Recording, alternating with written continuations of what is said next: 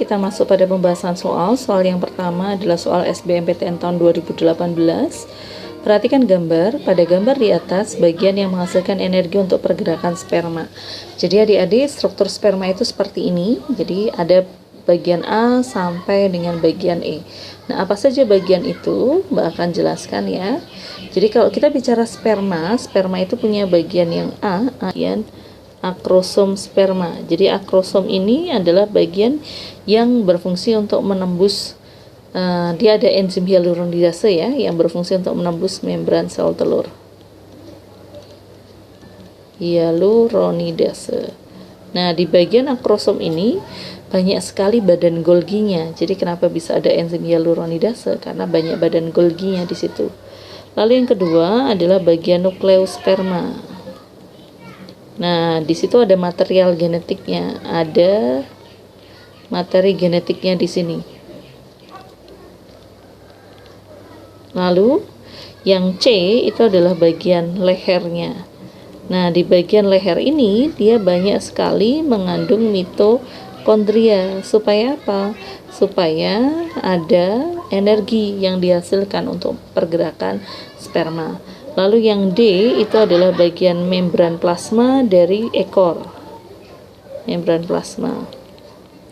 Nah, kalau yang E itu adalah ekornya, gitu. Sehingga pertanyaan nomor 1 yang berfungsi untuk menghasilkan energi, tentu jawabannya adalah bagian leher ya, di situ karena banyak mengandung mitokondria. Maka nomor 1 jawabannya C. Oke, kita lanjut nomor 2 adik-adik. Pernyataan nomor 2. Berikut ini yang sesuai dengan kembar identik, soal senam PTN tahun 2011. Nah, adik-adik, kalau kita bicara kembar identik, jadi proses kembar, bayi kembar itu memang ada dua, ada kembar identik, dan yang kedua ada kembar saudara. Nah, kalau kembar identik bedanya apa? Dia berasal dari satu sperma dan satu sel telur. Nah, hanya ketika kemudian berkembang menjadi zigot, zigotnya membelah jadi dua. Sementara kalau kembar saudara itu berasal dari dua sperma yang membuahi dua ovum. Jadi kembar saudara ini biasanya pada wanita yang subur. Jadi ketika ovulasi dia menghasilkan lebih dari satu sel telur, 2 misalkan begitu. Nah, keduanya dibuahi oleh sperma, maka itu dikatakan kembar saudara. Nah, kalau kembar saudara itu dia tidak terlalu mirip ya. Jadi lahirnya bareng tapi secara ciri tidak terlalu mirip. Nah, sehingga kalau kita lihat soal nomor 2, kembar identik. Ciri khasnya apa? Apakah kemudian memiliki kondisi kesehatan yang sama? Tentu tidak ya, karena kalau kondisi kesehatan yang sama kan dia dipengaruhi oleh lingkungan. Yang kedua, mempunyai informasi genetik yang sama persis. Kembar identik itu memang berasal dari satu sperma dan satu ovum, tapi gennya tidak sama persis gitu. Salah. Yang ketiga, sifat dan kemampuan sama, salah juga. Yang keempat, satu ovum, satu sperma, betul ya. Berarti pernyataan soal nomor 2 jawabannya adalah D. Berikutnya soal nomor 3, lapisan mesoderm dalam perkembangannya akan membentuk organ berikut kecuali, soal SBMPTN 2014. Nah, ini berkaitan dengan gastrulasi tadi ya adik-adik. Jadi lapisan itu kan ada 3. Ektoderm itu lapisan luar. Nah, kalau ektoderm dia akan berkembang menjadi kis. Kis itu dari kulit, indera, dan saraf. Dia akan menjadi ini kalau bagian ekto. Lalu yang kedua ada bagian mesoderm. Nah, mesoderm ini kita lewati dulu karena lebih mudah menghafalkan yang ini. Nah, berikutnya ada endoderm. Kalau endoderm dia akan berkembang menjadi sistem pencernaan, semua bagian yang menyusun sistem pencernaan, plus dia juga akan berkembang menjadi sistem pernafasan, organnya pernafasan dan sebagainya. Nah, mesoderm itu tinggal sisanya. Sisanya tuh maksudnya di luar dari kis dan sistem pencernaan dan pernafasan, gitu ya. Jadi ektoderm menjadi kulit indera saraf, mesoderm itu sisanya di luar dari kulit indera saraf, pencernaan dan pernafasan, itu masuk mesoderm. Kalau endoderm itu dia berkembang menjadi pencernaan dan pernafasan. Berarti di sini mana yang termasuk ke dalam mesoderm? Kecuali itu berarti yang salah adalah apa, adik-adik? Yang tidak masuk untuk mesoderm, berarti kecuali kulit ya. Tetapi di sini kok ada pencernaan juga. Berarti kebetulan jawabannya bisa ada dua, ada pencernaan dan ada kulit. Kita lanjut adik-adik.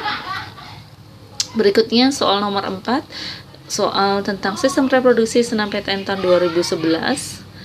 Pernyataan yang benar berkenaan dengan kondisi yang terjadi pada sistem reproduksi manusia. Kita lihat adik-adik. Pada saat fertilisasi itu artinya pembuahan, berarti dia setelah ovulasi gitu ya. Setelah ovulasi berarti kalau pada posisi fertilisasi yang terjadi apa? Kadar LH-nya tinggi. Pasca ovulasi pasca ovulasi apakah kadar LH-nya tinggi, lalu estrogen rendah, progesteronnya rendah. Kalau pasca ovulasi berarti harusnya progesteronnya tinggi, dikatakan rendah dia menjadi salah ya. Dan kondisi folikelnya bukan pecah karena sudah lewat gitu. Kemudian berikutnya implantasi. Implantasi itu berarti sesudah fertilisasi. Berarti sudah masuk perkembangan embrio. Maka LH-nya tinggi, estrogen tinggi, progesteronnya rendah. Salah dong, nanti gugur juga. Kalau implantasi progesteronnya harus tinggi. Kemudian yang ketiga, ovulasi LH tinggi, betul, estrogennya tinggi, iya, karena sebelum progesteronnya rendah, folikelnya matang. Kita simpan dulu. Lalu laktasi, LH-nya rendah, estrogen tinggi, progesteron tinggi. Salah juga. Kalau laktasi, estrogen, progesteron tinggi, nanti dia nggak keluar, maka ASI-nya nggak keluar karena kerjanya antagonis antara hormon yang mempengaruhi ASI dengan estrogen dan progesteron. Jadi estrogen progesteronnya harus turun dulu baru bisa laktasi. Kemudian menstruasi, LH-nya tinggi. Kalau menstruasi kan sudah paling akhir ya adik-adik, meluruhnya dinding rahim karena progesteron dan estrogennya turun. Berarti ini salah juga. Maka jawabannya adalah C. Kita lanjut soal nomor 5. Pada fase praovulasi, estrogen yang diekskresikan akan bertambah banyak menjelang pertengahan. Betul ya, kalau menjelang pertengahan estrogennya akan bertambah banyak karena menjelang ovulasi. Pada pasca ovulasi, LH akan mempengaruhi korpus luteum dalam mensekresikan hormon estrogen dan sejumlah besar progesteron. Betul ya? Karena pasca ovulasi itu kan sel ovumnya keluar, membran dari sel ovum membentuk korpus luteum untuk mensekresikan estrogen dan progesteron untuk mempertebal dinding rahim. Tapi tidak berhubungan ya, karena yang atas estrogen saja, berarti B. Nomor 6, soal SBMPTN 2014. Wanita mengalami perubahan fisik dan psikologi saat ovulasi. Secara internal dalam tubuh wanita terjadi perubahan berupa: yang pertama, LH dan FSH mencapai konsentrasi tinggi. Saat ovulasi, maka yang terjadi adalah apa adik-adik? LH-nya tinggi. Tapi bagaimana dengan FSH-nya? Mencapai konsentrasi yang tertinggi jugakah pada saat dia proses ovulasi? Kalau ovulasi, maka yang terjadi FSH-nya juga tinggi karena dia yang merangsang estrogen. Berarti 1,3 benar ya. Kemudian GnRH mencapai konsentrasi rendah. GnRH itu gonadotropin releasing hormone. Betul ya? Karena kalau secara urutan tentu kalian masih ingat ketika hormonal dari hipotalamus dulu. Hipotalamus ini akan mengeluarkan hormon namanya GnRH, gonadotropin releasing hormone. Nah, GnRH itu akan mempengaruhi hipofisis bagian depan atau hipofisis anterior, sehingga hipofisis anterior ini akan mengeluarkan hormon selanjutnya, namanya adalah FSH. FSH baru merangsang pengeluaran estrogen. Estrogen baru merangsang pengeluaran LH.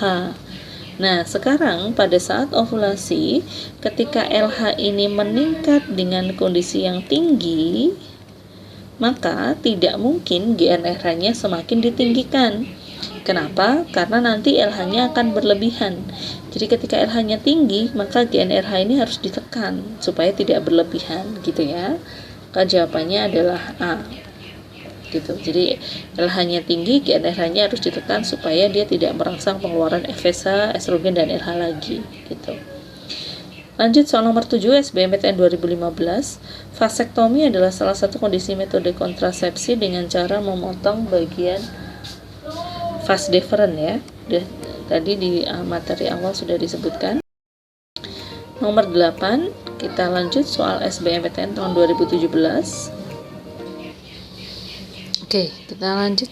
Nomor 8 tadi ya, semakin tua usia kehamilan, kadar hormon estrogen akan meningkat sedang progesteron semakin sedikit.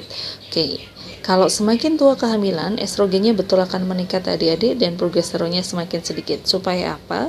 Supaya janin siap untuk dilahirkan. Jadi kalau ada selama semakin tua kehamilan progesteronnya masih tinggi, maka proses kehamilan itu jadi susah karena progesteron itu kan mempertahankan dinding rahim supaya tetap kuat gitu ya.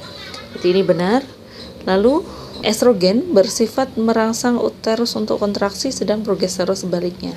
Nah, kalau di dalam proses kehamilan, estrogen ini memiliki peranan utama untuk mempersiapkan supaya hormon oksitoksin bekerja maksimal dan dia menekan progesteron supaya siap untuk proses persalinan. Jadi kalau secara spesifik sebetulnya bukan estrogen yang merangsang uterus untuk kontraksi, tetapi oksitoksin. Nah, estrogen itu mempersiapkan supaya oksitoksin ini bisa diterima atau bisa bekerja dengan baik. Jadi dia seperti merangsang oksitoksin dan merangsang penurunan progesteron gitu ya. Oke, berarti yang atas yang bawah salah. Ini jawabannya C. Oke, jadi sekali lagi dia yang merangsang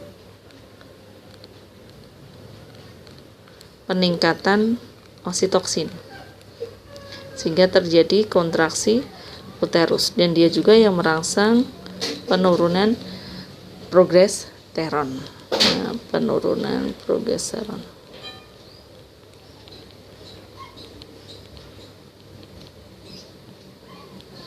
Oke, selanjutnya soal nomor 9 SBMPTN tahun 2015, teknologi yang digunakan untuk mengatasi masalah gangguan saluran reproduksi wanita.